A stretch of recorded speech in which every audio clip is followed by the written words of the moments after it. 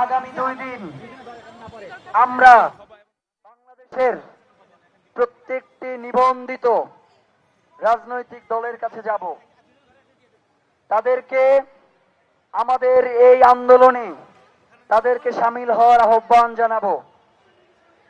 যদি তারা আমাদেরকে অসহযোগিতা করে, আমাদের কোনো ভয় নাই, এখানে নাম ধরে ধরে বলবো, নাম ধরে ধরে বলে দেবো কারা চায় দিল্লির দাবেদারি, তারা দিল্লির দাসত্ব স্বীকার করে ক্ষমতায় যেতে চায়। সুতরাং আপনাদেরকে আমরা একটা আহ্বান জানাই, আজকে শিশির পড়তেছিল তখন আমরা পিছনে গিয়ে একবার মিটিং করে আসছি। আমরা বলেছি যে আজকে আমার বক্তব্যের মধ্য দিয়ে এই অবরোধ কর্মসূচি আজকের মতো শেষ হবে। কবের মতো? আজকের মতো।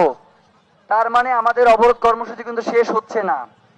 আগামীকাল এখানে যারা রয়েছেন আপনাদের প্রত্যেককে একটা আহ্বান জানাই, আগামীকাল আপনারা স্যালুটিং আওয়ার কালচারাল হিরো এই শিরোনামে সোশ্যাল মিডিয়া সহ যত মাধ্যম রয়েছে সবগুলোতে আপনারা যারা ধরেন একটা নজরুল সঙ্গীত গাবেন, ওখানে ওসমান হাদিকে উৎসর্গ করে নজরুল সঙ্গীতটা পোস্ট করবেন।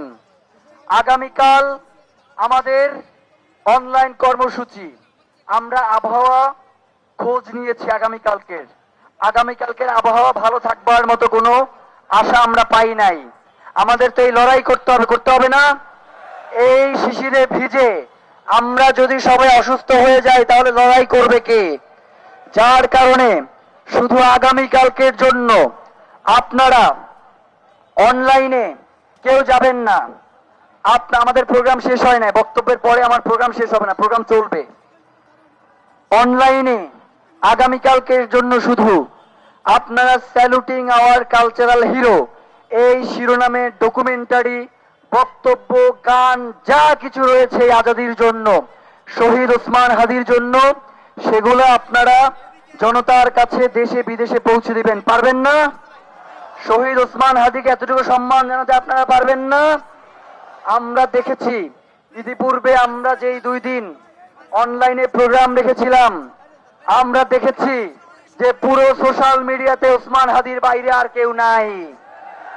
এবং আগামীকালকেও আমরা দেখতে চাই যে পুরো সোশ্যাল মিডিয়া থাকবে ওসমান হাদির জন্য, পুরো মেইন স্ট্রিম মিডিয়া থাকবে ওসমান হাদির জন্য।